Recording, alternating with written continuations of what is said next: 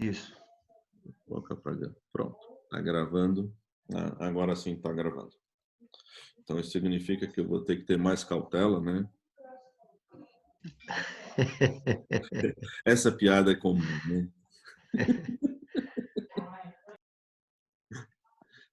Bom, então já está ok. Vamos lá. Bom, então, vale ressaltar isso, para mim é extremamente importante, que o Walser ele começa exatamente dessa perspectiva, mostrando que as institutas estabelecem um sistema de pensamento. E esse sistema de pensamento que vai moldar amplamente as relações, no caso, que é a especialidade dele. Obrigado, reverendo. Então, é esse modo de pensar, é uma estrutura de pensamento. E essa estrutura de pensamento que é o elemento chave, né? E é determinante disso. O Donner Jr., que eu mostrei há pouco, essa obra, né? Ele diz já inicialmente, a teologia de Calvino exalta a categoria do conhecimento. Ela é predominantemente uma teologia da palavra. O pensamento de Calvino tem toda a sua existência no reino de Deus como revelador e do homem como conhecedor. Então, essa mútua relação ela é extremamente determinante, é um aspecto chave dessa concepção. E a partir daqui ele vai elaborar toda a perspectiva, né? Então, Calvino como uma teologia da palavra. E aí vem nos caracteres atuais, temos nas institutas uma teologia bíblica que é organizada de um modo sistemático, né? Bom, Joel Bick, ele talvez não, talvez é maldoso da minha parte, né? Ele é uma exceção nessa lógica que eu estou seguindo em termos de pessoas que não têm relação credal, né, com Calvino, né, explícita. O Bick é mais do que explícito, um dos grandes autores da nossa época. E ele diz, para Calvino, compreensão teológica e piedade prática, verdade e utilidade são inseparáveis. Antes de tudo, a teologia trata do conhecimento de Deus e de nós próprios, mas não existe verdadeiro conhecimento onde não existe verdadeira piedade.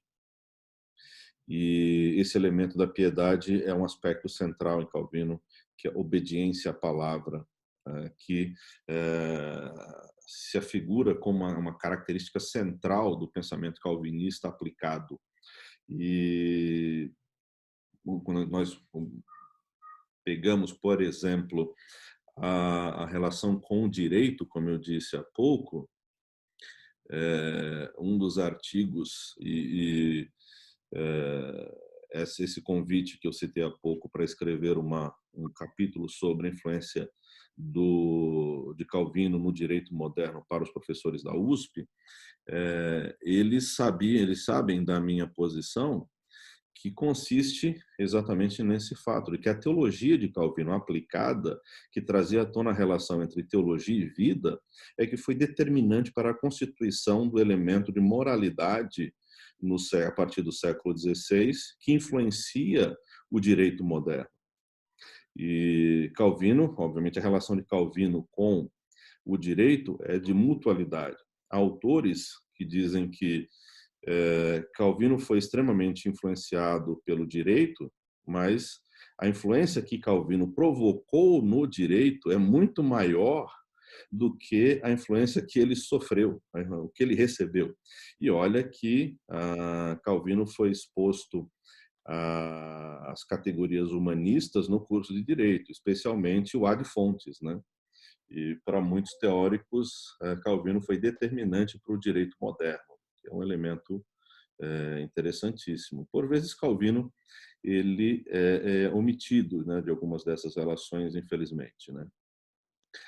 Dilthey traz à tona uma perspectiva que me parece uma das mais interessantes, e eu vou retornar ao Dilthey depois, sobre cosmovisão, né? Só uma palavra contextual do Dilthey. Dilthey foi filho de pastor calvinista. Dilthey chegou a ser pastor, né? Opa, deixa eu ver aqui.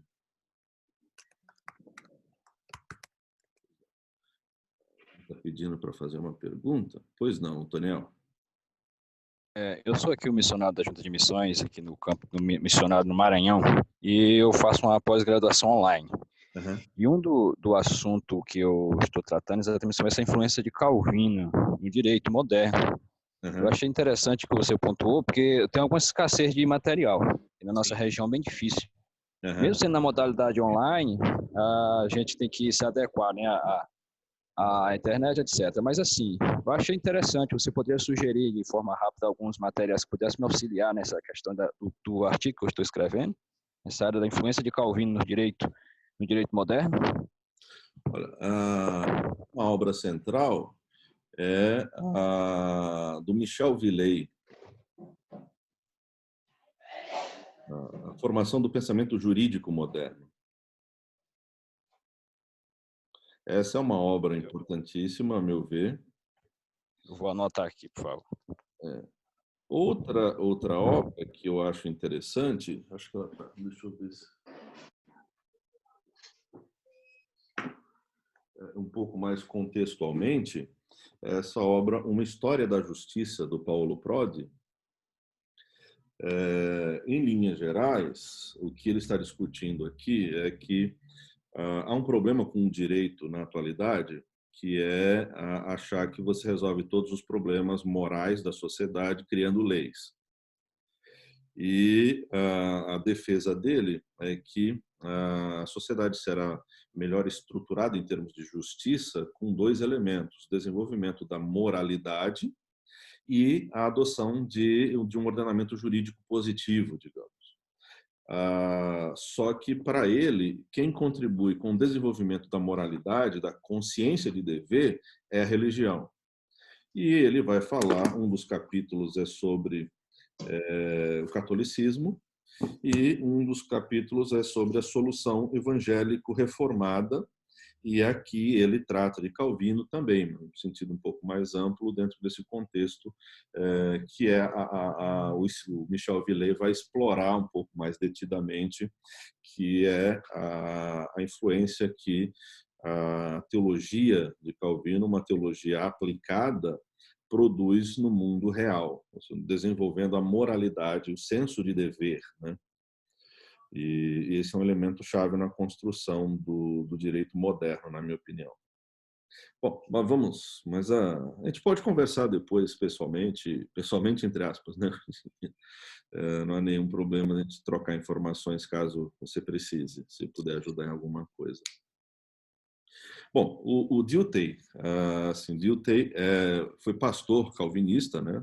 Filho de pastor calvinista, e abandonou o pastorado porque geralmente os biógrafos apontam isso, né? Abandonou o pastorado porque ele não cria mais, e nunca creu, na verdade, nas escrituras, naquilo que ele pensava, naquilo que na fé cristã de fato, né? E Dilthey passou a ser reconhecido especialmente pela sua relação com uma crítica ao idealismo alemão, né? E essa crítica ao idealismo alemão buscava elementos mais concretos para as proposições de pensamento, para as estruturas de pensamento, uma cosmovisão de fato que fosse mais concreta. E Dilthey escreve essa obra, né?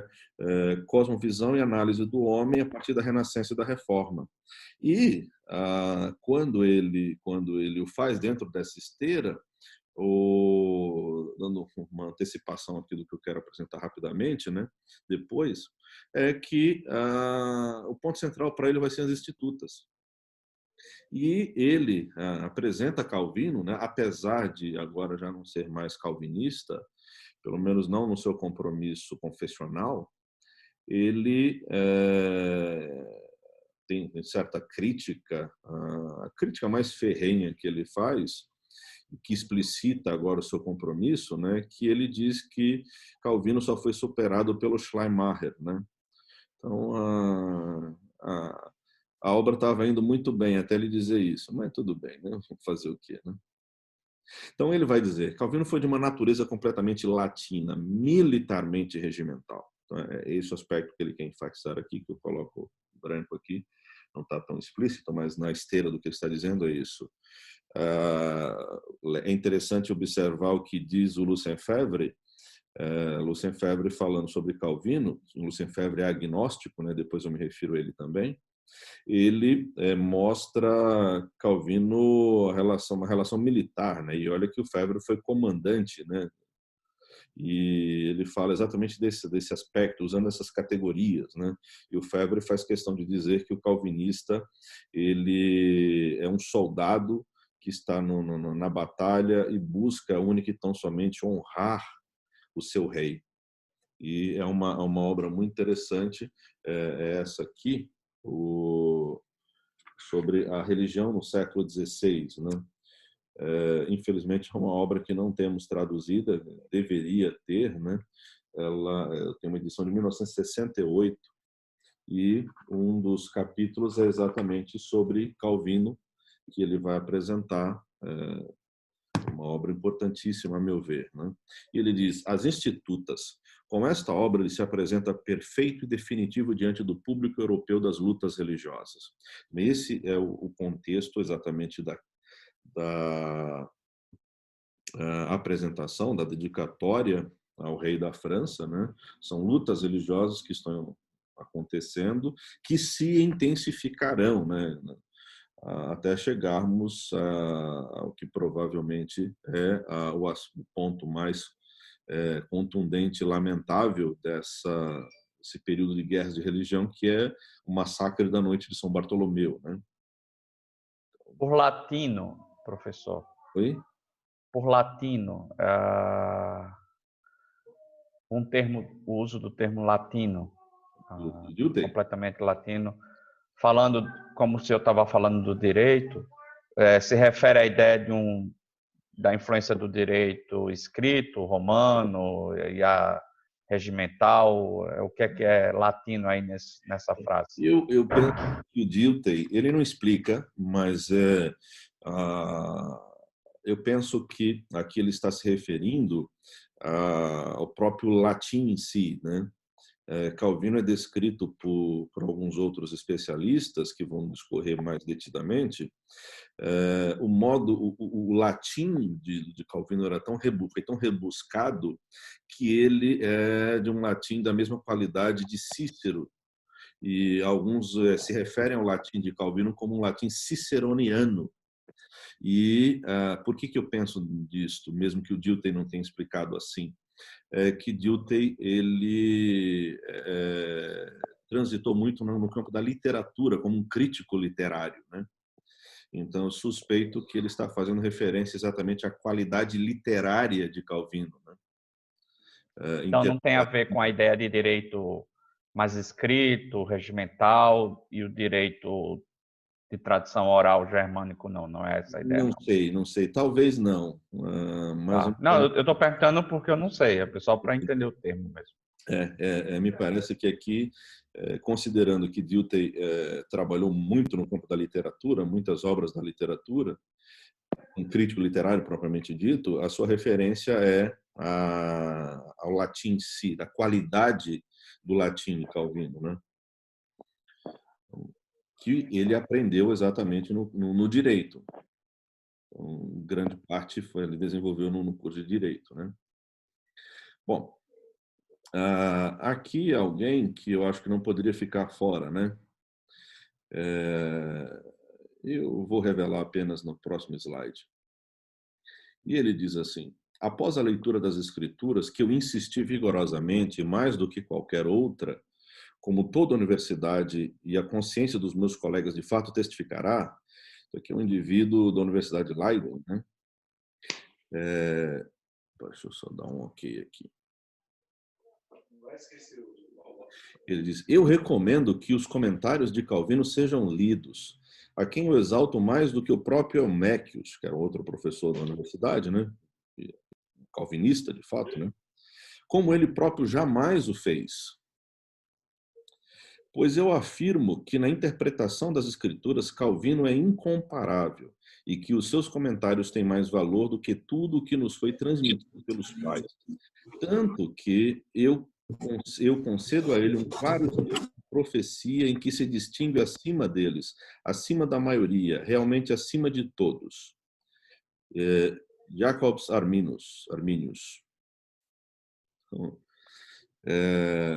essa é uma brincadeira, não é com vocês, mas eu faço uma brincadeira às vezes quando uma relação que tem muito arminiano, né, muito pentecostal, né, não é literal, não é sinônimo um do outro, né? Mas alguém fala assim, mas você está falando demais de Calvino. Eu falei, tá bom, então vou falar de Armínio. Aí cito isso aqui, eles não, mas aí não vale, né? Eu falei, mas então, eu estou seguindo o exemplo de Armínio, sigam também. Aí eles brincam, é verdade, a gente precisa conhecer mais Armínio. Os arminianos precisam conhecer mais de Armínio, tanto quanto os calvinistas precisam conhecer mais de Calvino, e assim sucessivamente, bem provavelmente, né? Bom, e aí eu vou fazer referência exatamente a essa obra que eu acabei de mostrar, Calvino, defendido pelo Febvre como criador de um tipo humano. E claro que não dá para apresentar o capítulo inteiro, quero só extrair alguns extratos que são mais chaves aqui para o objetivo específico, né?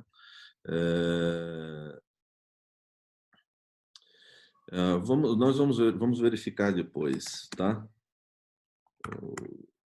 Geazi.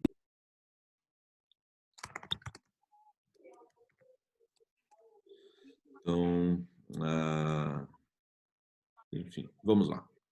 Deixa eu correr. O Lucien Febvre é um dos principais nomes, né, criador da cadeira de História da Reforma, né, do protestantismo, na Escola Francesa de Altos Estudos, né, e um dos fundadores da Escola dos Anais, um movimento extremamente importante. Flávio, aqui é o nosso grande conhecedor aqui, ele pode escorrer melhor do que eu sobre isto. Mas e ele escreve nesse livro um capítulo intitulado Um Esboço de um Retrato de João Calvino. E apesar de estar nesse livro, ele recentemente ele foi publicado pela Revista de História da USP, e isso, não lembro agora exatamente a data, 1959, 60, 61, 62, alguma coisa assim dentro desse período, e era uma edição raríssima. Eu cheguei até a comprar essa edição, mas me entregaram errado, depois o livreiro disse que não tinha mais, enfim. Mas a parte boa é que a USP já digitalizou toda a sua revista de história. Então, esse capítulo, que é parte desse livro, ele já foi publicado pela Revista de História da USP no final da década de 50, início de 60, e agora está disponível na internet. Eu não vou saber agora, nem dá para fazê-lo agora, mas posso sugerir depois o link em que está lá este capítulo como um artigo na Revista de História da USP. Né? E uma outra curiosidade é que esse artigo ele foi apresentado em formato de palestra na Mackenzie. Então, o Febvre falou no Mackenzie, apresentando também nesse período, 59 a 60, o conteúdo desse capítulo, né, como uma palestra no Mackenzie. E ele diz assim... Eu acho que eu tenho. Você tem? Que bom, legal. Uma capinha branca, né? Ele foi publicado também pelo Mackenzie, né? Pelo Mackenzie, anos atrás. Eu tenho a versão do Mackenzie. Há uma versão também que foi publicada no Mackenzie, mas eu já vasculhei, já pedi para alguém verificar, não achei. É essa que eu tenho. Então você tem aí uma mosca branca, né? Não há, ninguém sabia onde é que estava aqui, ninguém tinha mais notícia, acho que se esgotou rapidamente, enfim. Mas a versão da USP pode ser encontrada também. Me parece que são traduções diferentes, eu acho. mas, enfim, tem lá e você tem uma raridade. Fala. Ninguém sabe onde é que está aqui. Bom, então ele diz assim... Acho que é em Xerox. Aí qualquer coisa eu posso te mandar. Legal, obrigado. Tá. Então ele diz assim: subimos para buscar ar puro das montanhas, o ar sadio de almas grandes que sacrificaram tudo, que deram tudo de si por serem homens e por se fazerem mais homens. Subimos para vivificar, para nos regenerar na proximidade de um herói. Agora nós subiremos para passar uns instantes em companhia de João Calvino. Então, ele inicia a sua palestra assim e ele diz: a reforma não tem sido e não é uma obra pequena, reduzida à escola das nações. É precisamente aí onde reside sua grandeza, na própria universalidade de sua ação religiosa e moral. E ele vai falar que Calvino é o fermento do mundo moderno, né? Não somente da França. E ele vai dizer que o essencial em Calvino é que ele não foi redigir livros, pronunciar sermões, formular e defender dogmas, mas foi educar homens. Bom, e olha, quando nós não vemos as institutas, né? As institutas é uma pequena fração do que Calvino escreveu. A Opera Calvini são 60 volumes, 59 volumes de texto, o último volume é um índice, e chutando aqui uma média, né, dá em torno de 500 páginas cada volume. Você tem volumes com 400, como tem volumes com 800 páginas. E aí o Febvre ainda diz assim, não, o mais importante não foi escrever livro, foi educar pessoas. O que é uma coisa interessante, né? Claro, ele não está reduzindo o que Calvino escreveu, ele está... o Marcelo de Souza Matos está colocando aqui para a gente, que bom, obrigado, Marcelo. Ele não está reduzindo o que Calvino escreveu, ele está dizendo que mais importante ainda foi o objetivo que ele tinha com tudo isso, era parte de um processo de educar pessoas. E eu gosto de enfatizar que Calvino, se Calvino precisa ser reduzido, quem foi Calvino, usar uma palavra para descrever quem foi Calvino, essa palavra é pastor. O sentido mais profundo possível que um pastor é. Então, Calvino foi desse modo. E ele vai dizer que Calvino criou um tipo humano, o calvinista. O que é esse calvinista? Ele vai apontar, né, dizendo que a epígrafe de um túmulo para muitas pessoas, né, você tem aqueles vários escritos, isso é uma prática bem americana, né, digamos, né, aquelas palavras finais são colocadas no túmulo, tá? E ele vai enfatizar que a epígrafe de Calvino não são palavras escritas, são pessoas, são homens. Você não encontra, é como se você não encontra o legado de Calvino dentre os mortos, mas se encontra o legado de Calvino dentre os vivos. Professor, interessante ver que essa ideia é muito contundente até nos nossos dias, e você vê, por exemplo, o Kuyper, no primeiro capítulo do livro Calvinismo, né, que são aquela série de palestras, ele diz exatamente isso. Ele fala que o objetivo dele no livro não é apresentar o calvinismo como um sistema de dogmas religiosos, mas sim como um sistema de vida. Sim. E ali ele vai descrever como, de fato, é exatamente isso que está aí. Calvino não se focou apenas na constituição de livros mais de homens. É um estilo de vida, não é apenas um conjunto de dogmas. Exatamente. E é esse o aspecto que vai ao fermento que transforma as coisas, né? Ele vai chamar de uma doutrina de ação, de vida. O interessante é que o Febvre, salvo engano, ele não faz muita referência sobre as suas relações religiosas, são raríssimas até onde eu sei, e quando o fez, ele se apresentou como um agnóstico. Então, não o Bloch que era católico. O Bloch era católico. Febvre não. E interessante é que assim é uma das estratégias que eu tenho muito apreço, é exatamente que o mito da neutralidade, né? Não há neutralidade. Já que não há neutralidade, então o meu modus operandi não é admitir que o indivíduo está comprometido com o elemento credal e pronto. Eu não deixo de ler quem está compromissado com Calvino, mas ao mesmo tempo, dependendo da esfera de relação que eu tenho, que não é o caso aqui, eu prefiro usar indivíduos que a sua neutralidade ela é oposta, né, digamos, ou seja, não é neutralidade. Ele não tem nada, não tem nenhuma razão credal para defender Calvino. Muito pelo contrário, talvez ele fosse mais propenso a fazer o oposto.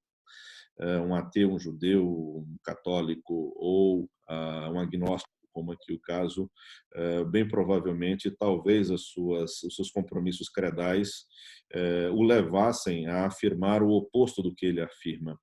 Isso me parece potencializar sobremodo o discurso que ele apresenta, né? E revelar ao mesmo tempo que ele está tratando com elementos materiais, que talvez seja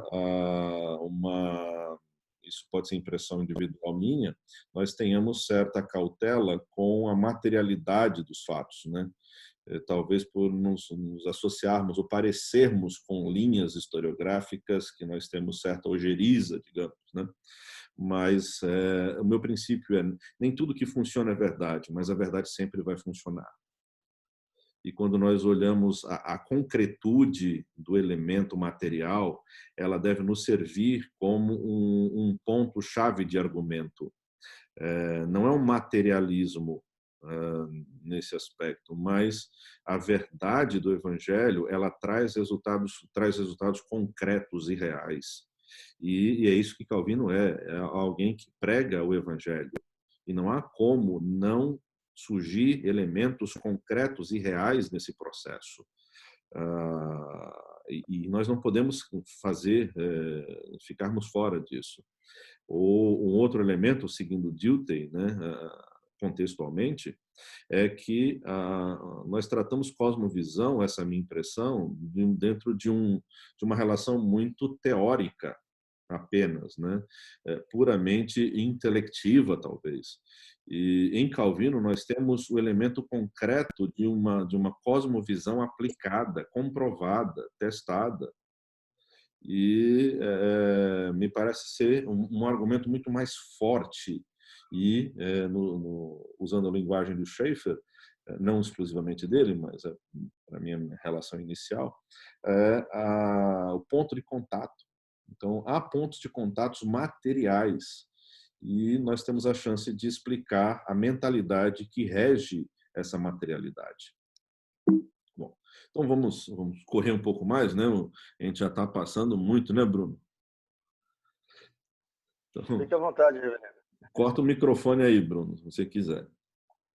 Então, o Febvre diz assim: Calvino, cuja repercussão foi universal, possuía todas as características essenciais da idiosincrasia francesa: sobriedade, moderação, uma lógica imperiosa e soberana, um sentido crítico, alerta e temível, sobretudo o dom de saber escolher. E Calvino, agora ele aplica exatamente, e aí nessa esfera da escrita, e as institutas, a meu ver, são um grande exemplo desse aspecto. Ele vai dizer, quando falava, quando escrevia, seu objetivo não era dizer tudo confusamente, sem esquecer nada do que estava pensando.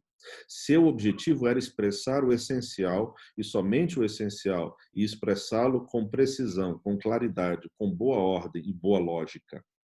Então, Calvino tinha um ponto, um aspecto a ser defendido, e ele executava diretamente. Ponto. Ele não ficava dando voltas. Há um elemento objetivo e ele executava sumariamente na sua argumentação. Então, há muitas análises, né, nesse sentido. Uma das mais interessantes que eu vi nos últimos dias é uma descrição gráfica comparativa dos modelos de argumentação de Calvino nas institutas. E Calvino ele argumentava de um modo linear, direto, objetivo. E certamente essa é uma das características que já podemos visualizar no que lemos nos últimos dias para cá, né? Então, se nós olharmos em termos de quantidade de páginas, né, nós podemos ver que é pouquíssimo, mas é de uma profundidade cada elemento que é singular. Só um instantinho. Pois não? Eu posso pegar daqui a pouco? Obrigado. Desculpa. Então, Calvino não dava rodeios. Ele tinha como objetivo um argumento para provar determinada coisa. Ele escrevia e executava sumariamente. Ponto. Isso é bem claro, porque nós olhamos a quantidade de páginas a serem lidas, elas são poucas, né, se pensarmos assim, para o tipo de assunto que é apresentado. Mas eu diria que nós vamos gastar muito tempo para digeri-las, digerir a profundidade do que é apresentado ali. E dito de um modo simples, objetivo e direto.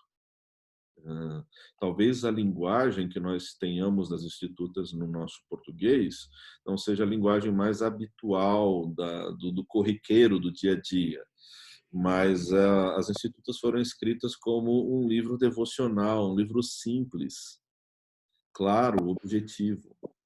E é isso que nós vamos encontrar aqui. Claro, essa simplicidade não deve nos iludir ao ponto de chegarmos a caminhar para aquilo que é a propensão da atualidade de associar simplicidade com superficialidade.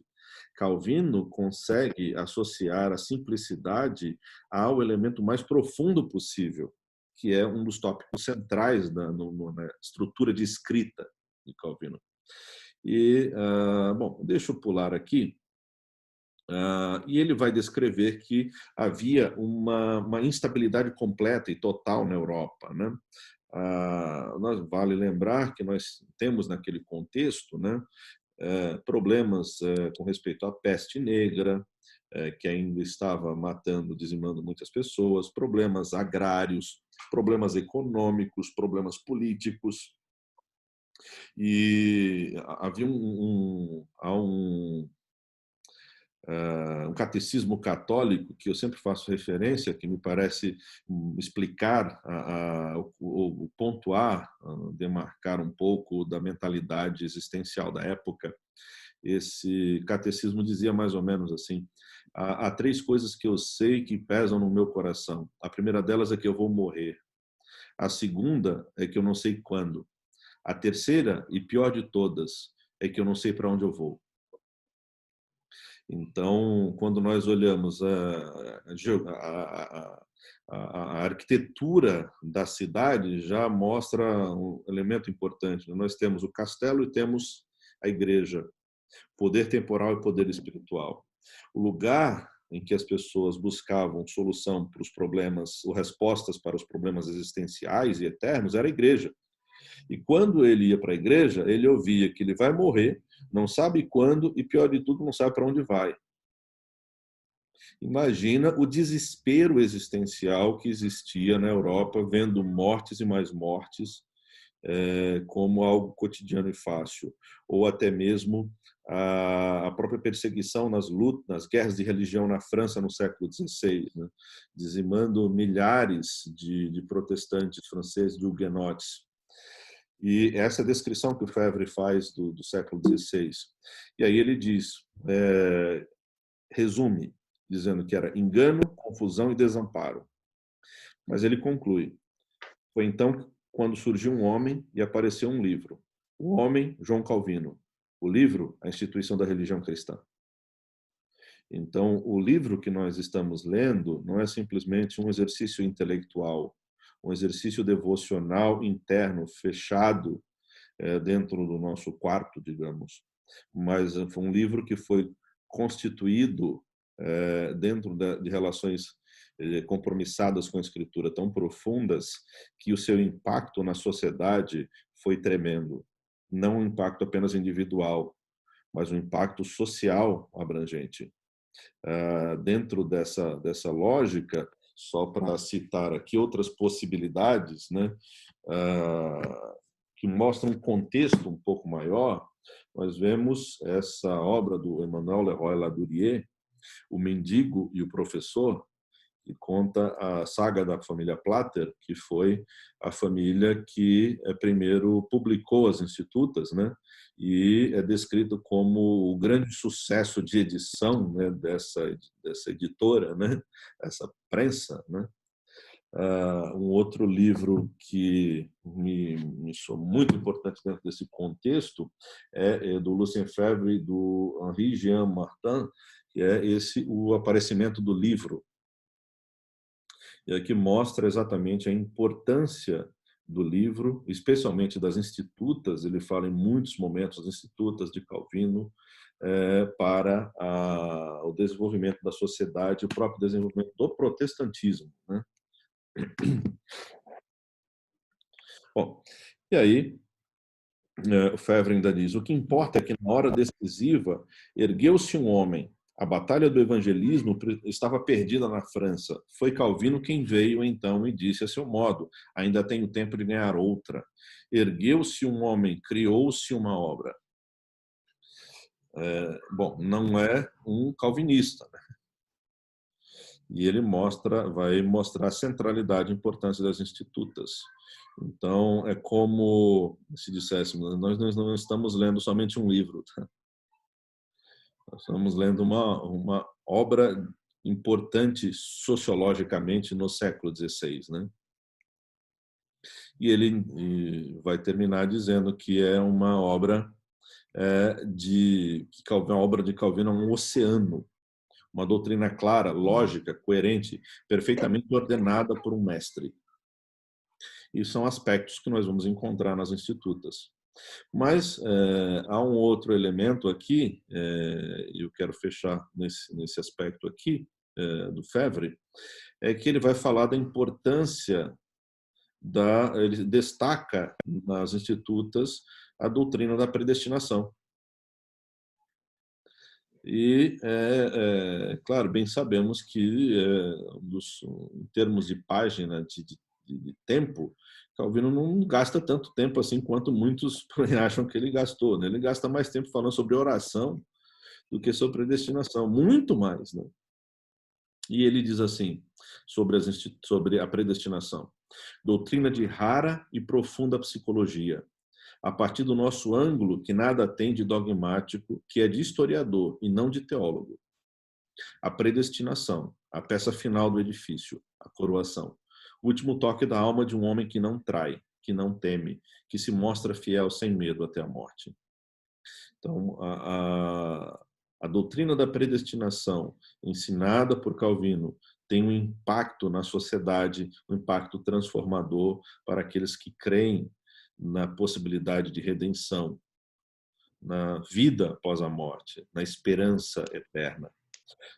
Esse é um elemento que eu achei curioso. Há 3 anos atrás, mais ou menos, o Denis Cruzet esteve aqui no Mackenzie e tive uma oportunidade interessantíssima de conversar um pouco com ele. E nessa conversa, depois da palestra dele, que por si só já foi uma coisa curiosíssima, né? Ele dizia que Calvino precisava ser resgatado pela Europa.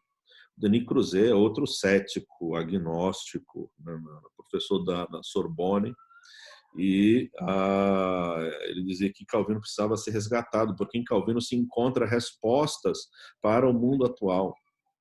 E um desses elementos que a Europa precisava resgatar é exatamente o que estava contido na doutrina da predestinação, que é uma esperança futura. E ele estava descrevendo a Europa como um lugar sem esperança. Me veio à mente na hora aquilo que o apóstolo Paulo, o modo como o apóstolo Paulo faz referência a Deus, né, na carta aos Romanos, né, dizendo o Deus da esperança. Então, é exatamente essa mensagem que a Europa está carecendo, que o mundo está carecendo hoje em dia, e foi exatamente essa mensagem, como elemento central do Deus soberano, que as institutas trazem, que trouxe alento a uma sociedade desesperada existencialmente, né? E me parece estarmos vivendo um contexto extremamente semelhante hoje, só que num caráter mais universal e explícito, né? Bom, deixa eu só... Aqui. O Nilson está perguntando se é correto dizer que a doutrina mais fundamental sobre o edifício teórico de Calvino é a soberania de Deus. Eu não sei se é o mais fundamental, mas é um dos mais importantes, com certeza. Tão importante que o Dilthey, como já fiz referência, é o que ele mais ressalta. E o Dilthey vai dizer que foi exatamente esse elemento é o mais inovador de todas as teologias dogmáticas protestantes ou cristãs. Então, esse elemento das institutas, para ele, é o elemento chave, né? Eu acho que me parece um modo semelhante, mudando o que deve ser mudado, a discussão sobre qual é o fio condutor da Escritura, né? Não que eu queira comparar Calvino à Escritura, não é o mesmo patamar, de modo algum. Mas discussão, nós temos o que? Reino, pacto, mediador, promessa e cumprimento, enfim. Eu acho que a gente não precisa escolher um. Exatamente. Essa é a minha posição. A gente tem a mania de o ponto fundamental, essencial. As coisas são mais amplas, né? Eu acredito que existe um ponto fundamental, mas ele pode ser circunstancial. Você poderia dizer que de Calvino é o apego às escrituras? Sim, eu acho que é circunstancial. Como o Febvre diz, é um oceano. Mas as circunstâncias em que determinado elemento que ele vai enfatizar, ele tem uma importância central e fundante ali. Se nós vamos discutir, por exemplo, a discussão política, nós vamos para o livro 4. Quando o elemento é sobre oração, nós vamos abordar sobre oração. Quando o Febvre vai falar sobre a predestinação, por causa de um elemento contextual ali, desespero existencial extensivo na sociedade, e isso trouxe resposta. Então, o ponto fundamental lá foi a doutrina da predestinação para ele. Para o Dilthey, o elemento central é a soberania de Deus, que é enfatizada. Então, eu acho que o que o Febvre fala, é um oceano, uma obra tão ampla, que os elementos fundamentais, eles são circunstanciais, eu diria. Não que eles são relativos no sentido da sua qualidade, profundidade, enfim. Mas é uma leitura tão ampla que é o tipo do livro, como dizia o outro Calvino, né? O Ítalo Calvino, um clássico é aquele livro que você nunca diz que eu li, você sempre diz eu estou lendo, estou relendo. Então, esse exercício que nós iniciamos e vai durar 6 meses, né? Ele vai continuar.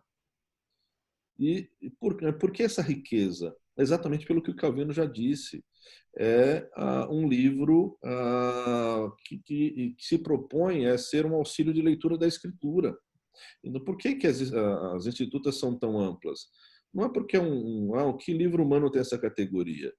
Ele tem essa categoria porque é derivada da própria Escritura. Em essência, a Escritura é assim. E exatamente por que esse vigor das institutas? Exatamente porque ela tem um amplo compromisso com a Escritura.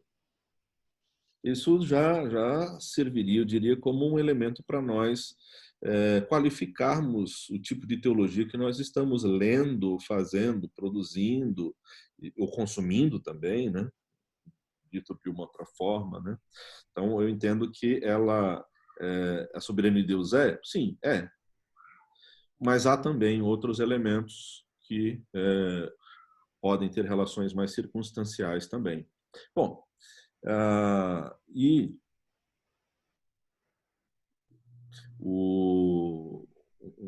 um artigo interessante do Olivier Millet. O Olivier Millet, ele é importante porque esse daqui é só um exemplo, né?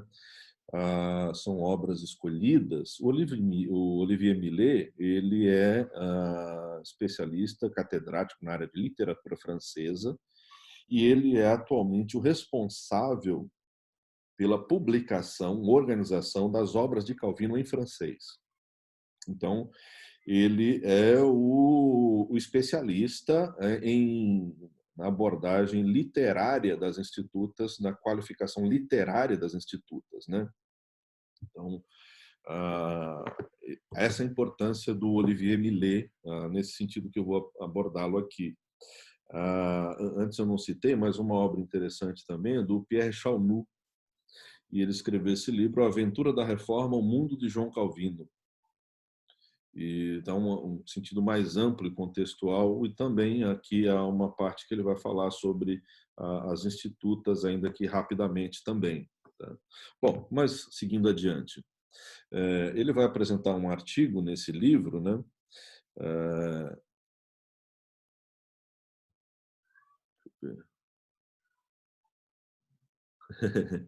Laurete sempre está antenado com os livros. Bom, então, ele escreve um artigo falando sobre Calvino como orador, autor e escritor, né? E ele vai defender 3 possibilidades aqui de abordagem a Calvino. Como um retórico, e ele está sendo representativo ali, não são opções dele, né? Ele está descrevendo até historicamente como Calvino já foi lido e apresentado, né? A obra é considerada como algo eloquente, proveniente da pena de um escritor, no exercício de uma voz pública na qualidade de orador, né? Então, Calvino é um elemento público, né? Ele dá um tom público no seu discurso, né? Não é algo próprio, exclusivo, né? Bom dia, Daniel.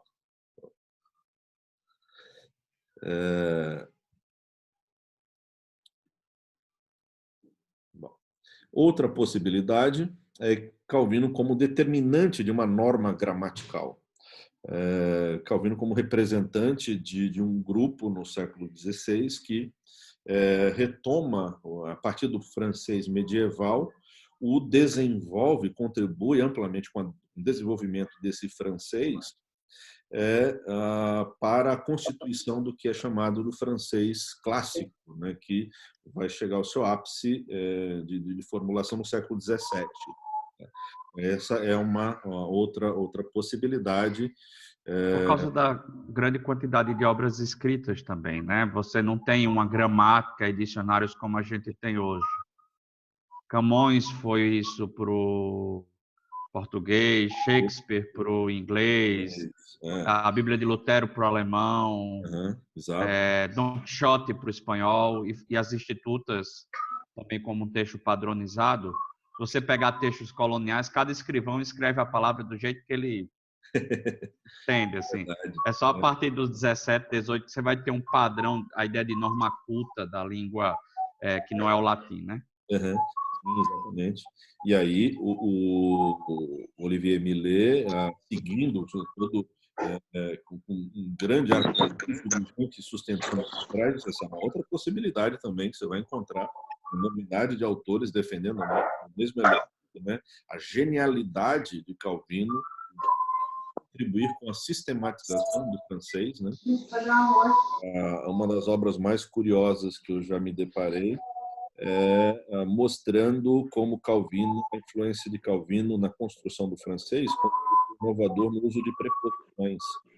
Então, preposições foram um modo diferente de usar preposições. Foi um elemento determinante. Então, é uma coisa curiosíssima, né? A especificidade é tão grande da análise de Calvino, foi análise detalhadas e profundas, você chega a ter obras que vão mostrar como Calvino foi importante no uso de preposições no francês. Inovador, o modo como ele usou. Né? Uma coisa curiosa. Outro elemento... Quem está com o áudio aberto e está muito barulhento. Reverendo, por gentileza, acho que o reverendo Marlon Por favor, reverendo Marlon, desabilite o áudio. Eu acho que melhorou. E muito obrigado. Eu acho que tem um outro, acho que é Reginaldo. Então, por gentileza, também desabilite o áudio. Isso. Obrigado. Por favor, reverendo, pode dar continuidade. Bom, então, ele vai... Uma terceira perspectiva é Calvino como um gênio literário único e singular, né? E aí vai mostrar, lendo Calvino como escritor, a obra de Calvino como um autor, um escritor, né? No aspecto profissional, digamos, do termo, né? Técnico do termo, e vai mostrar como ele foi significativo dessa história a ponto de chamar a instituição da religião cristã como um monumento da língua francesa.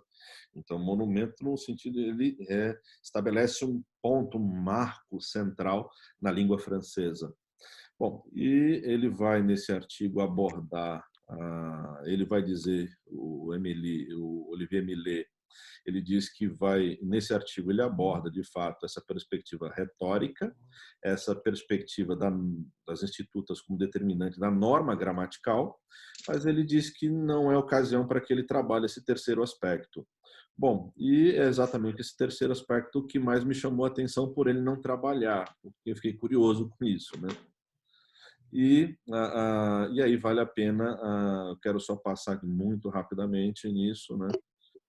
O que alguns autores dentro dessa esteira, dessa historiografia, uma espécie de história da recepção, né? Como Calvino foi recebido e lido ao longo dos séculos, né?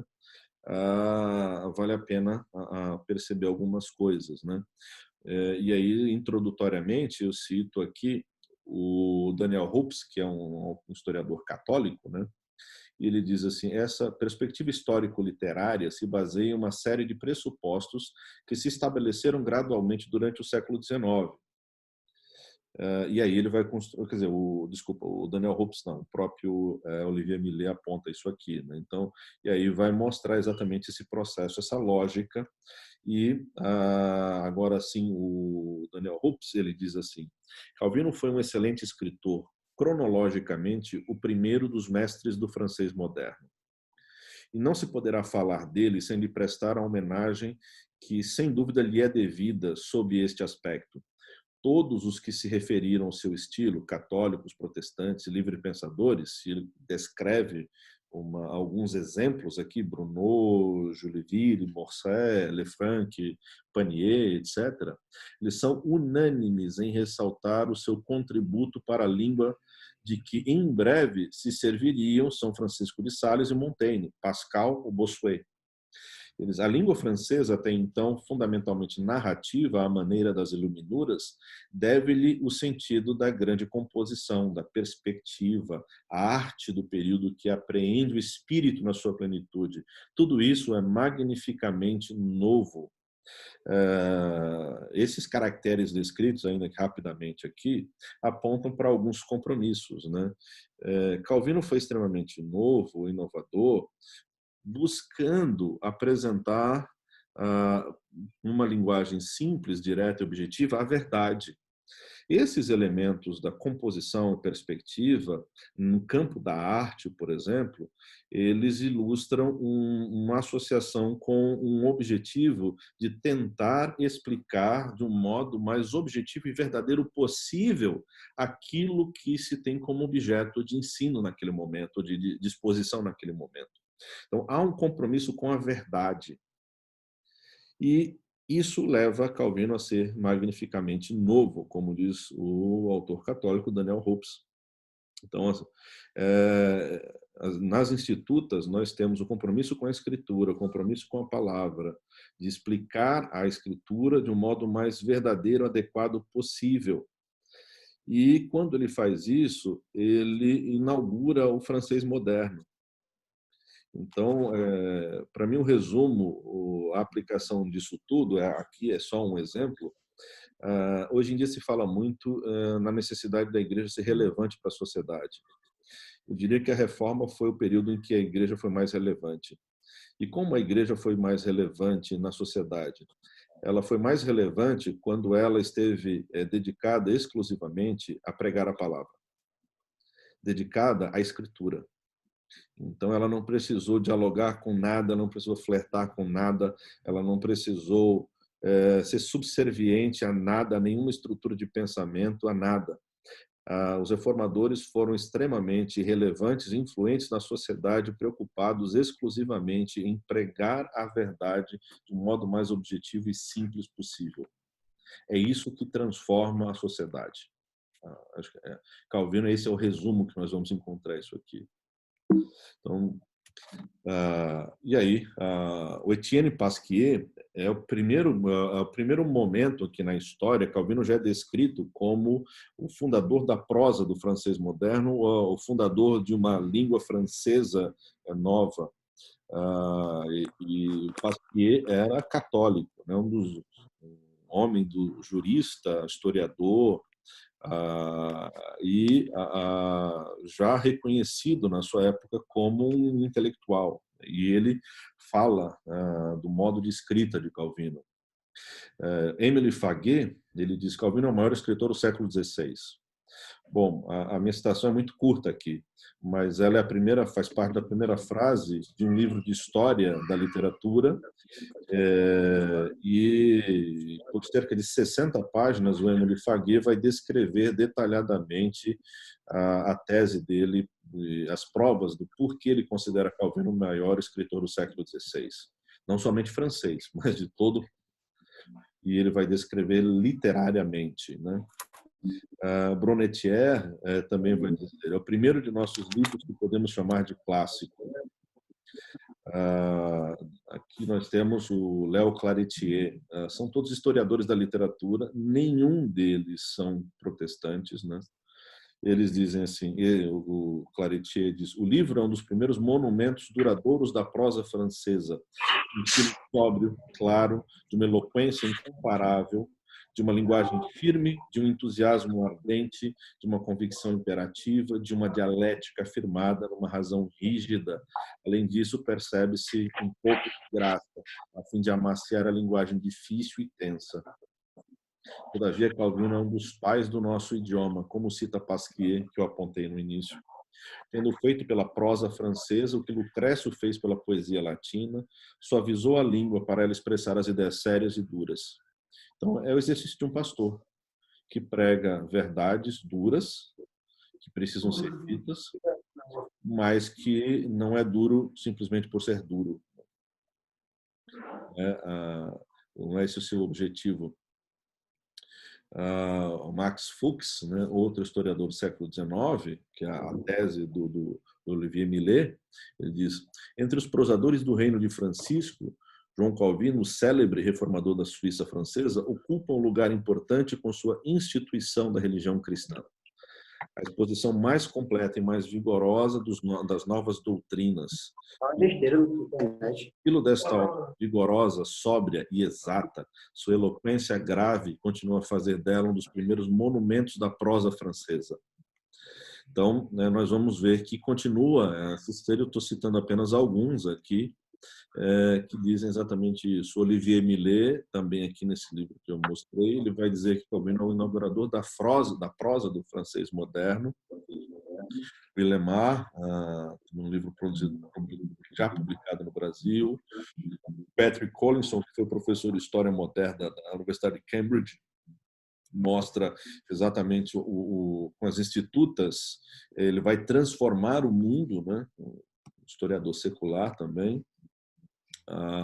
Émile Faguet, que eu já apontei, Michel Eliade, que é referência no campo das ciências da religião, da história das religiões comparadas, né? Bernard Cottret, Will Durant, às vezes muito ácido com a reforma, mas não deixa de reconhecer as institutas, né, com a sua centralidade.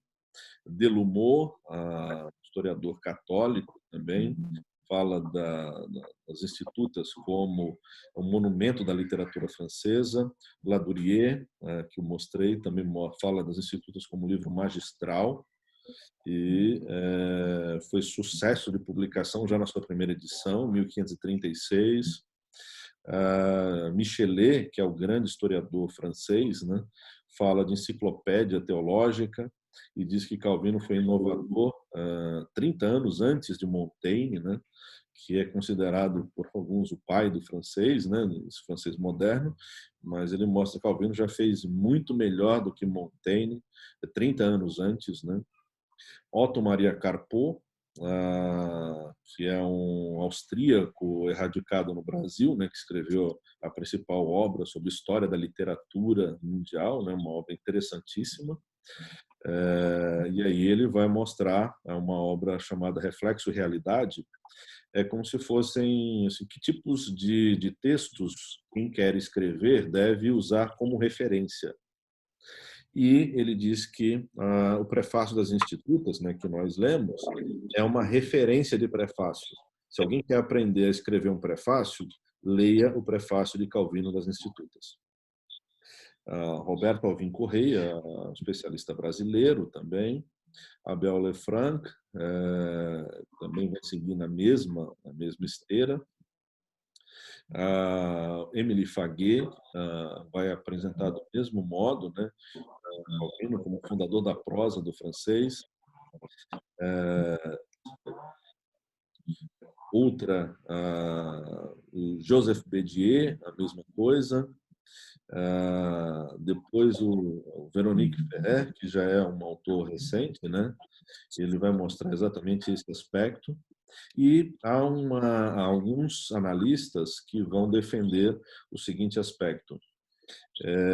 Calvino ele queria ser simples, objetivo, que a língua falasse, que as institutas falassem a língua do povo, e alguns chegam a descrever que quando as institutas, que primeiro foi publicado em latim, que era a língua acadêmica e universal da época, depois que Calvino verteu para o francês, de um modo simples, uma língua que não era considerada, né, como línguas modernas, na época não era, Calvino, buscando ser simples no ensino da palavra, conseguiu, ainda que não tenha sido esse o seu objetivo conhecido, promover uma verdadeira transformação no processo de desenvolvimento da reforma. Para alguns autores fora do meio teológico, né, eles dizem que a reforma ganhou um grande boom de transformação na Europa quando Calvino verteu do latim para o francês. E eu me deparei com uma fala curiosa que ilustra o que eu quero dizer, atribuída a Carlos V, né, em que ele dizia, um poliglota, que dizia falar em inglês com os seus serviçais, em francês com as suas amantes, né, em espanhol com Deus e em alemão com seu cavalo. Então, só escapou o espanhol aí, o restante não valia nada. E Calvino, com o objetivo de ser simples, de ensinar os hugonotes, os protestantes franceses, acerca da Escritura, escrevendo de um modo compromissado com a palavra de Deus, publicando as institutas, o que era uma coisa que não existia, né? Falar em francês, né? Era inadmissível. Para alguns autores, a reforma ganhou exatamente o seu grande boom de transformação e de impacto na Europa. O que nos vem me parece uma lição importantíssima, né? A função de um pastor é pregar com profundidade e simplicidade. É exatamente isso que é transformador. E temos um exemplo chave ali. Esse exemplo foi exatamente as institutas. Há um outro historiador, né, Pierre Bertrand, um historiador da cidade de Genebra, que me aponta como conclusão uma das conclusões mais belas, né? E é interessante como autores seculares fazem afirmações que são extremamente importantes, né? O Pierre Bertrand, ele descrevendo o fato de Calvino pregar cerca de 260 sermões por ano, né? Às vezes pregava 3 por dia, e ele conclui dizendo que Genebra, falando sobre Genebra, conclui dizendo que a cidade fora inundada com a palavra de Deus. É uma afirmação belíssima, um testemunho belíssimo, a meu ver, proveniente de alguém que não é religioso, né? mas consegue mostrar que pela pregação da palavra em francês, de um modo simples, direto e objetivo, com o desejo de ensinar as verdades da Escritura, o resultado foi que a cidade inteira inundada com a palavra de Deus, o que nos dá um estímulo para continuar na pregação da palavra hoje em dia, né? E aí o Dilthey fala das institutas como uma perfeição formal, uma obra magistral, e ele vai dizer que as institutas, ele vai falar que Calvino eleva a doutrina reformada rigorosamente à sua perfeição formal. E ele vai continuar descrevendo, né, mostrando as institutas como a sua principal obra, vai falar do aspecto da soberania de Deus, né, como o Wilson apontou, mostrando que para ele é o elemento central nessa construção, né, das institutas. E ele vai dizer aqui algo curioso, né? Ele fala: este desenvolvimento sintético de todos os assuntos religiosos tomados a partir da obra de Deus nos homens, segundo o objetivo contido em seu decreto, é o único pensamento autenticamente arquitetônico que se destaca da grande quantidade de livros da dogmática protestante. Então, é uma afirmação muito forte, né? Mas é interessante isso porque, lembrando, Dilthey está em busca de elementos concretos e materiais que sejam determinantes para a construção de uma cosmovisão, né? É que eu acho também, assim, um fator que talvez tenha influenciado. Obrigado. É a questão de que as obras de Lutero e Melanchthon respondiam muito a questões muito políticas que estavam envolvidas, né? Uhum. Parece que era sempre ensaios ou obras respondendo a alguma coisa muito... A Alemanha não estava fácil para ninguém, né? O que a gente chama de Alemanha hoje. Sim, sim.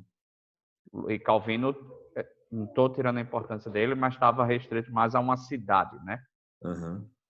Ok, vi sua resposta também. Obrigado. Mas isso é interessante, né? Ele estava numa cidade, mas o seu compromisso era com a Escritura. E aprove a Deus que esse compromisso com a Escritura fosse utilizado extensivamente, né? Para além das fronteiras da própria Genebra, né? Apesar de que mais tarde a Academia de Genebra se constituirá em um centro de formação missionária, né? E de lá partirá muitos missionários, inclusive para o Brasil. Um deles é o Jean Delery, ao que eu tenho muito apreço por tê-lo estudado um pouco, né? E aí, bom, enfim, a gente já tem muita coisa ainda, né? Isso é só compartilhando com os irmãos algumas coisas, né? O Jacques Panier fala do estilo literário de Calvino, e por aí vai, detalhes disso. Um outro elemento importante, outro autor precisava ser mais lido, é o Louis Dumont, né? Mostrando sobre o individualismo. O Louis Dumont é contemporâneo, né, do mesmo naipe do Claude Lévi-Strauss, né, discípulo do Marcel Mauss, mas infelizmente talvez no Brasil tenha sido eclipsado por causa do Claude Lévi-Strauss, né? Ele mostra exatamente que Eusa tem expressões muito contundentes, né? Diz que o cristianismo teria morrido se não fosse Calvino, né? Exatamente porque é uma doutrina que vai para o mundo, né? Que não fica circunscrito à esfera da igreja, né? Que, claro, lido com a nossa rótica, a gente consegue ajustar, né, as afirmações, né, digamos. Mas ele vai falar exatamente da importância das institutas. Bom, e aí, eu sei que eu já me estendi muito, né? Desculpem os irmãos, né? O Bruno não cortou no microfone, eu fui falando, né? Então, para mim, a principal lição que fica nisso é aquilo que Calvino diz, praticamente no final da sua vida, praticamente, né? E ele vai dizer assim: quanto à minha doutrina, tenho ensinado com fidelidade e Deus me concedeu a graça de escrever. O que eu fiz o mais fielmente que pude e não adulterei uma única passagem da Escritura, nem a deturpei conscientemente. E muito embora tivesse realmente possibilidade de descobrir sentidos sutis, se me tivesse aplicado com sutileza, empreendi tudo isso e me apliquei com simplicidade. Então, e aí a gente vê exatamente qual é a consequência, são as institutas que se tornam, como eu disse, já apontei, um marco na transformação da reforma por causa da sua simplicidade e por causa do seu impacto que vai se estender até o presente tempo, né? Então, as institutas exemplificam exatamente isso, ao meu ver, e eu diria assim, o que eu costumo dizer com vez ou outra, é que às vezes nós estudamos história das missões, ou história da evangelização, do progresso da igreja, e nos atemos apenas aos homens, aos indivíduos, né? Eu gosto de ressaltar que os indivíduos são instrumentos na propagação do evangelho. E o evangelho, ele não morre quando se esvai o suspiro de vida do indivíduo. E nesse sentido, a obra de um indivíduo que é compromissada com o evangelho, ela se estende para além dos séculos, se estende para além das fronteiras e permanece presente até a atualidade. Então, a minha leitura é que Calvino foi, de fato, um dos homens realmente usados por Deus, e, ao mesmo tempo, ele respondeu com seu compromisso com a Escritura, de modo que o que fora produzido e permanece ativo de influência na atualidade, a resposta é exatamente essa. Não é Calvino, é a obra de Deus em Calvino, por meio de Calvino. E as institutas demonstram exatamente esse elemento, que Deus agindo, usando homens dentro das suas particularidades, das suas limitações, para a honra e glória do seu nome.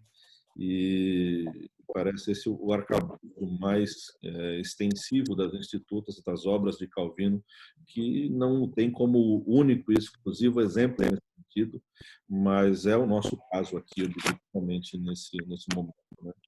Bom, reverendo Bruno, quem tem alguma pergunta?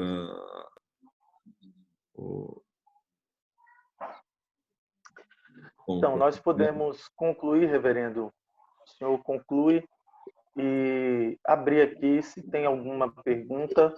Nós fecharemos aí no máximo até meio-dia, não vamos passar muito de meio-dia, mas se tem alguma pergunta que algum dos irmãos desejem fazer, está aberto agora.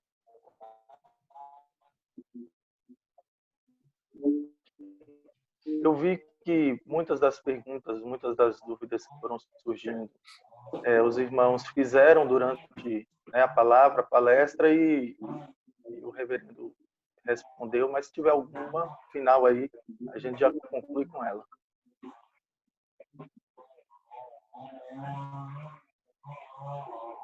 Bom, eu acredito que não tem, então. Então, reverendo, por favor, as considerações finais. Depois eu só vou dar mais um aviso aí, nós concluímos essa primeira reunião virtual aí do grupo de leitura das institutas. Sim. Só uma palavra pelo que temos aqui, né? Nas institutas, Calvino... Perdão, incômodo, só eu mandei uma pergunta aí no bate-papo, se puder ler, que fica mais fácil do que falar. Perdão.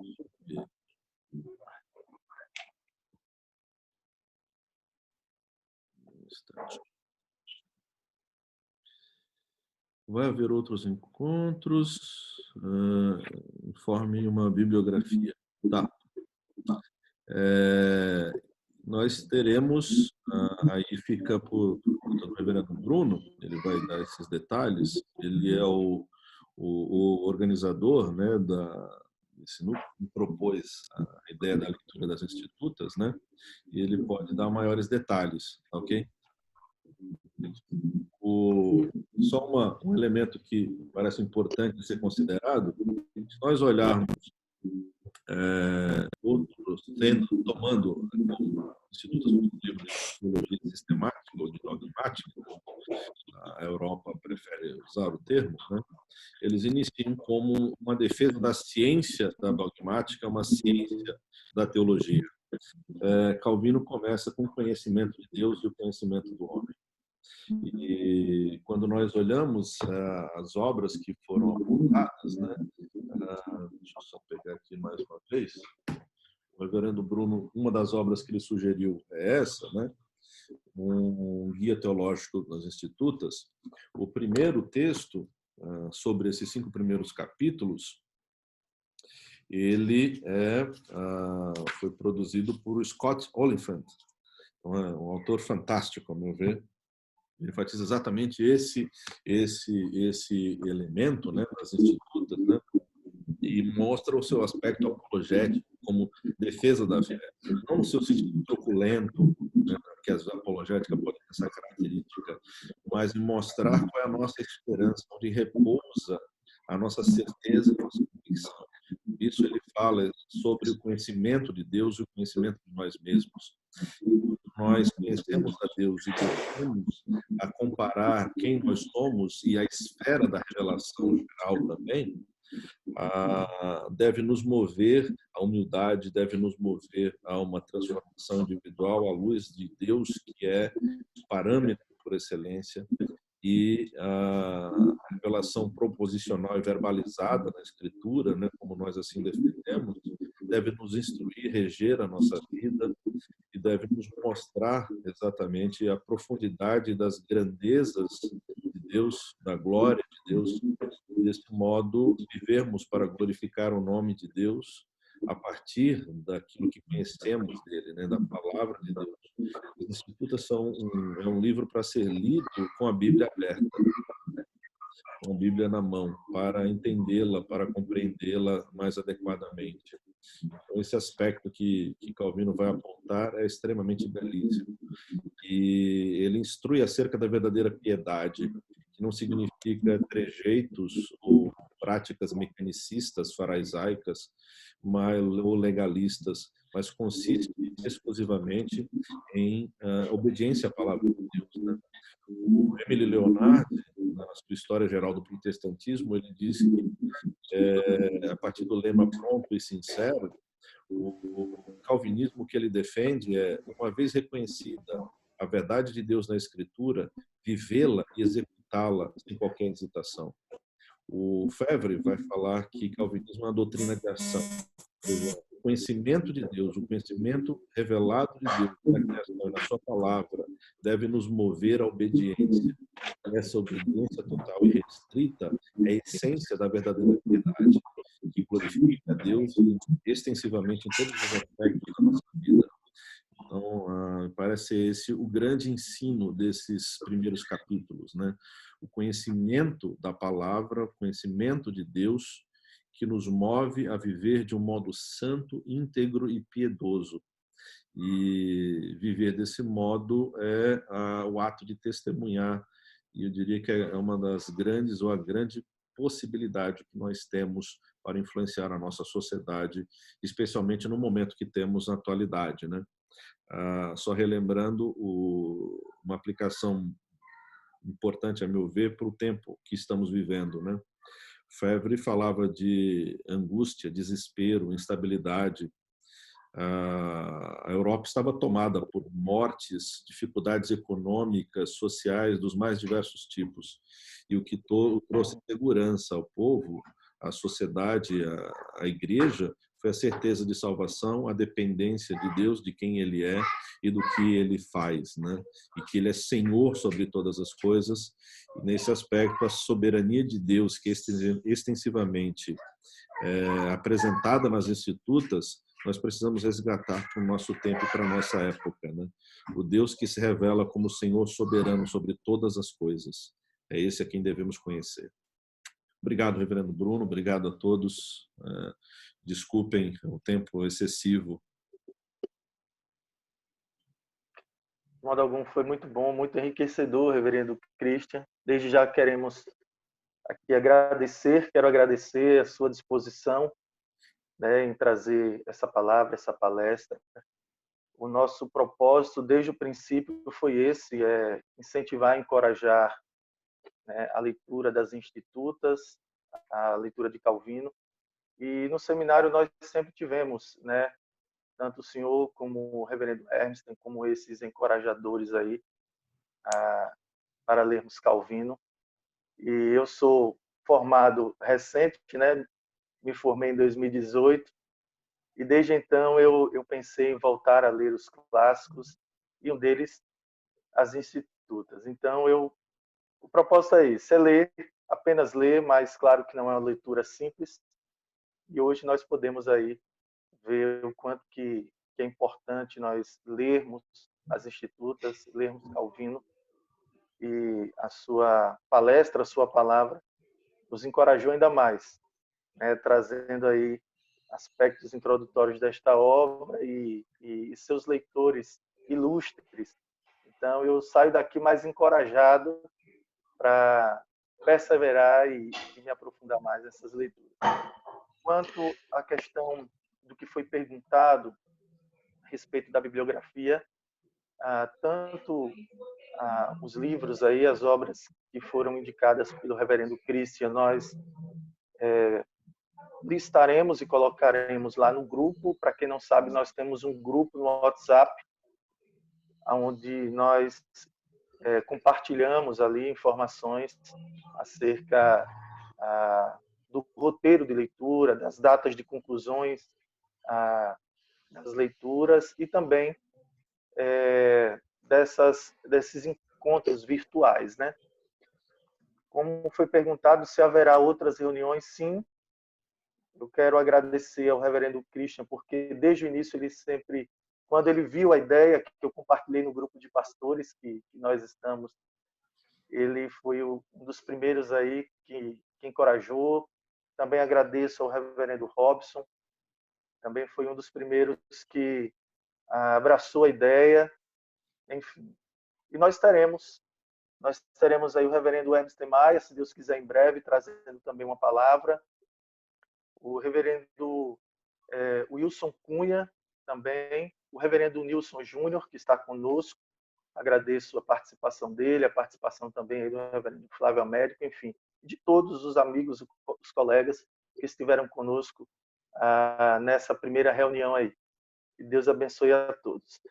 Alguma pergunta que vocês... Deixa eu dar uma olhada lá no chat para ver se tem alguma outra pergunta que eu...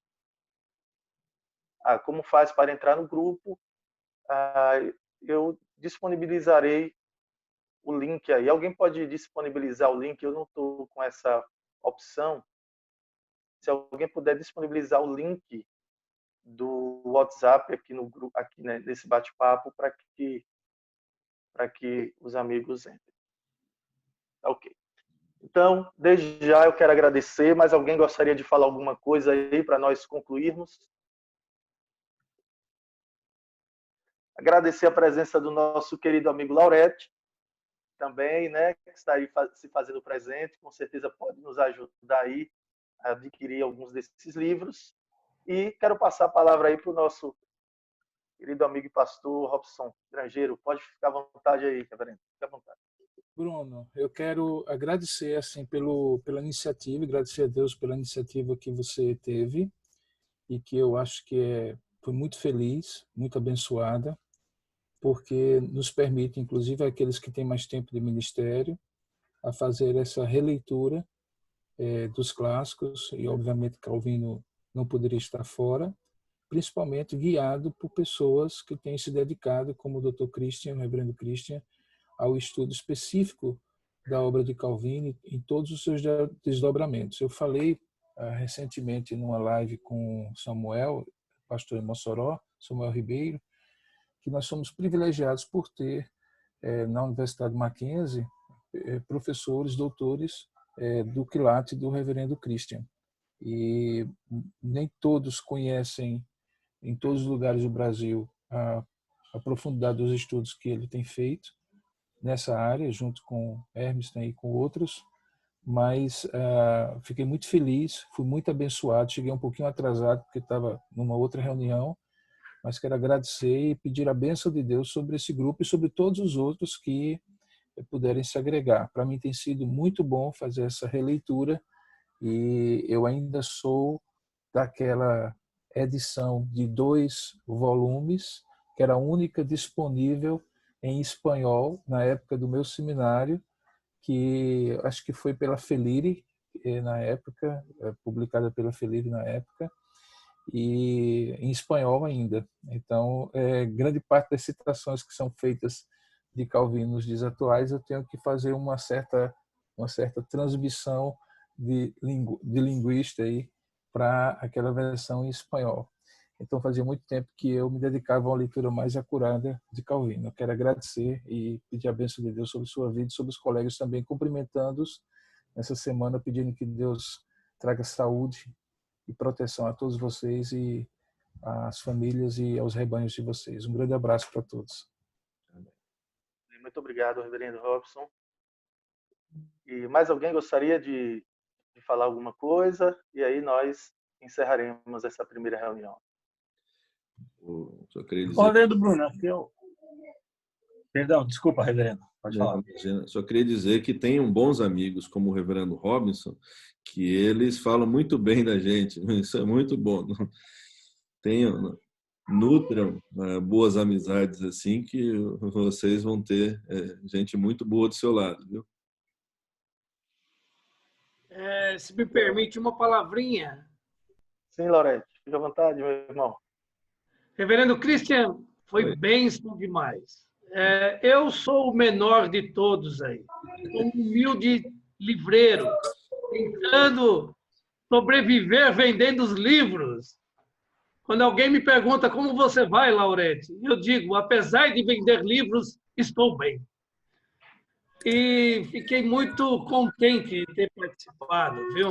Ter ouvido e aprendido mais. Muito obrigado pelos seus ensinamentos, dizer que o senhor tem sido bênção na minha vida. E um recadinho a todos aí, tenho aqui disponível As Institutas de Calvino pela editora Unesp, em 2 volumes.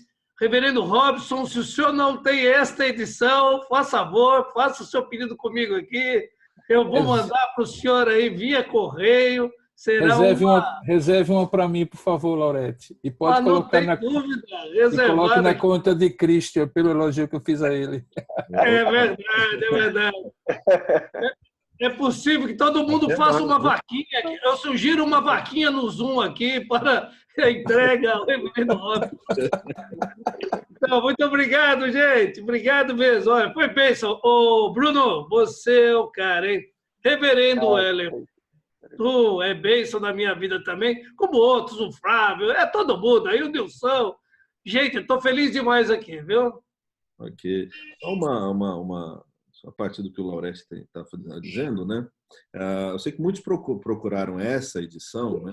E ela está esgotada na casa de todos. Eu comuniquei ao reverendo Cláudio Marra, falei para ele, estamos precisando disso aqui. Ele falou, rapaz, pegaram a gente no contrapé. Ela está na lista para ser reeditada, mas ainda não tem um prazo definido, né? Mas a nossa editora já está ciente disso, que existe muita gente querendo estudar as institutas. No grupo ficou evidente que vários pastores estão fazendo isso com suas igrejas e louvo a Deus por isso. É um exercício maravilhoso. Parabéns àqueles que estão fazendo, né? Demonstraram claramente aí, salvo engano, o reverendo Carlos Júnior, né? Mostrou e que a nossa editora está preocupada e vai produzir, relançar. Não tem data ainda, né? Mas vai. Então, parece que ela vai vir com uma nova roupagem, uma nova edição ela vai ficar muito melhor mesmo. O reverendo Christian, na nossa época de seminário, nós tivemos que resumir os 4 volumes. A disciplina era do reverendo Hermstein. Nós tivemos que caminhar os 4 anos fazendo os resumos. E eu penso que se perdeu isso no seminário. Essa é uma das razões porque uma pessoa que está no grupo, ela é meu aspirante ainda ao Sagrado Ministério. Ele já está com a edição clássica nas mãos, já está lendo e acompanhando aqui conosco antes de ir para o seminário. Porque eu acho que essa é uma premissa que se perdeu. O seminário presbiteriano calvinista, um dos mais reconhecidamente tidos como reformados, não tem como leitura obrigatória as Institutas de Calvino. É lamentável isso. É verdade. É verdade. Então, irmãos, agradecemos aí, agradeço a presença de todos. Foi muito bom a participação de todos os irmãos. Reverendo Christian, muito obrigado mais uma vez. É uma bênção em nossa vida e que Deus abençoe a todos. Eu gostaria de pedir ao nosso irmão, Reverendo Nilson, só um minuto para com oração. Mais uma vez o incômodo. É porque ainda não foi colocado o link e algumas pessoas colocaram o número do telefone para adicionar. Só para não esquecer, caso não consiga o link, o senhor possa nos adicionar. Pronto, eu adicionarei então, através dos contatos de vocês, ok? Muito obrigado. Então, vamos encerrar com uma palavra de oração. Peço ao nosso querido irmão aí, Reverendo Nilson, que nos convida. Uma questão aqui, desculpa. Depois da oração, quem fez a gravação aí tem que encerrar a gravação. Eu não sei se foi o Bruno que fez. Quem que fez tem que encerrar a gravação, senão vai ficar rodando aí. Não, fui eu que fiz aqui.